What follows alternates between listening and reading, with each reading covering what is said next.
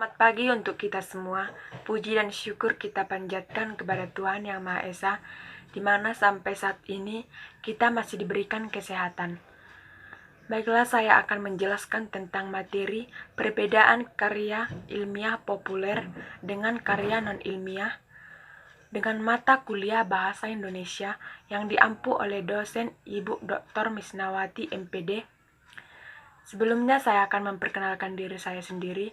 Nama saya Nova Irawati Sianturi dengan NIM 193020204024. Program Studi Pendidikan Pancasila dan Kewarganegaraan, Fakultas Keguruan dan Ilmu Pendidikan, Universitas Palangkaraya.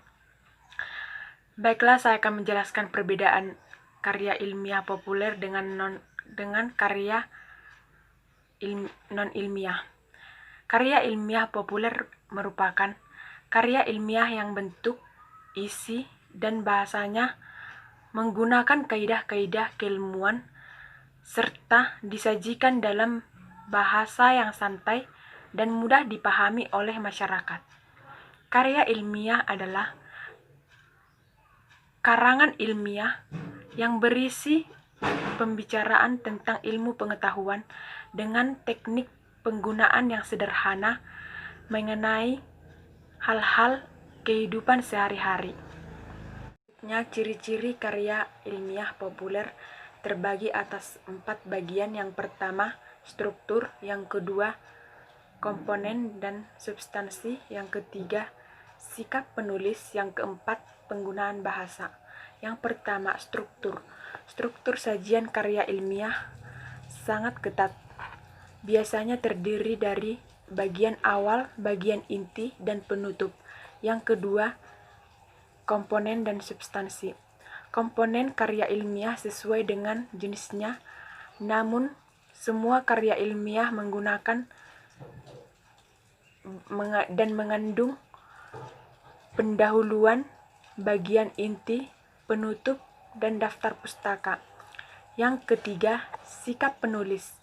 Sikap penulis karya ilmiah adalah objektif, yang disampaikan dengan menggunakan kata atau gaya bahasa impersonal. Yang keempat, penggunaan bahasa.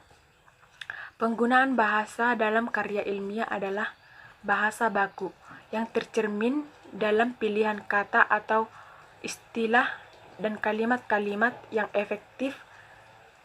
Kemudian ciri-ciri karya ilmiah populer menurut Hakim.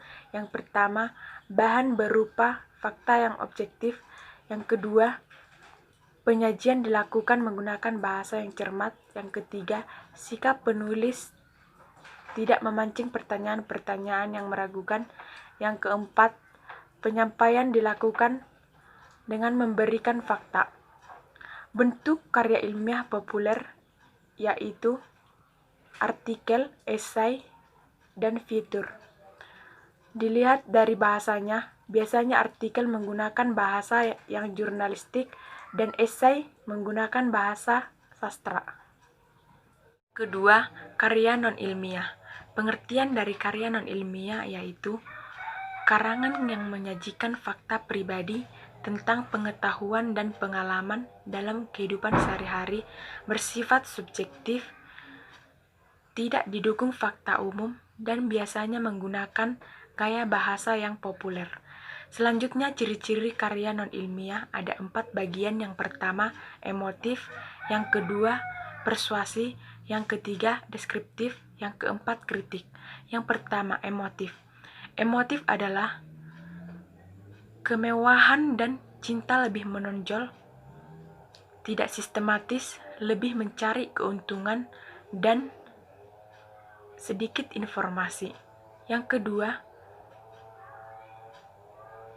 persuasi. Persuasi yaitu penilaian fakta tanpa bukti, bujukan untuk meyakinkan pembaca, mempengaruhi sikap cara berpikir pembaca, dan lebih cukup informasi. Yang ketiga yaitu deskriptif.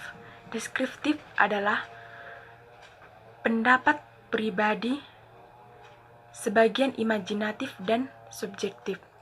Dan yang keempat yaitu kritik tanpa dukungan bukti.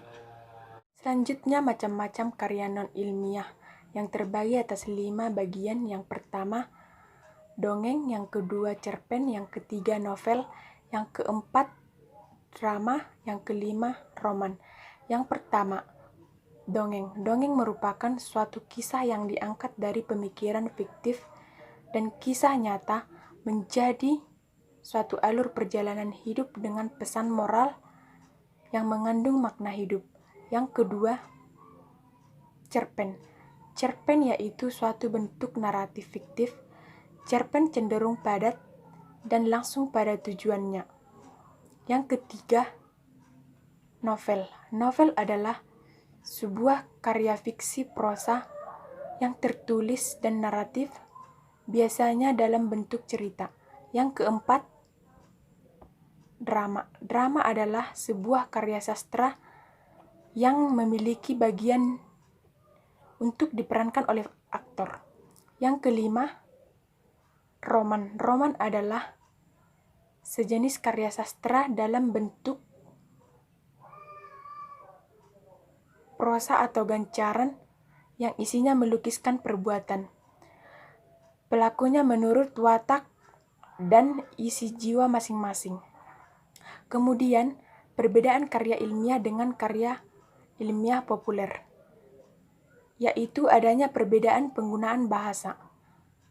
Terlihat bahwa karya ilmiah lebih mudah dipahami,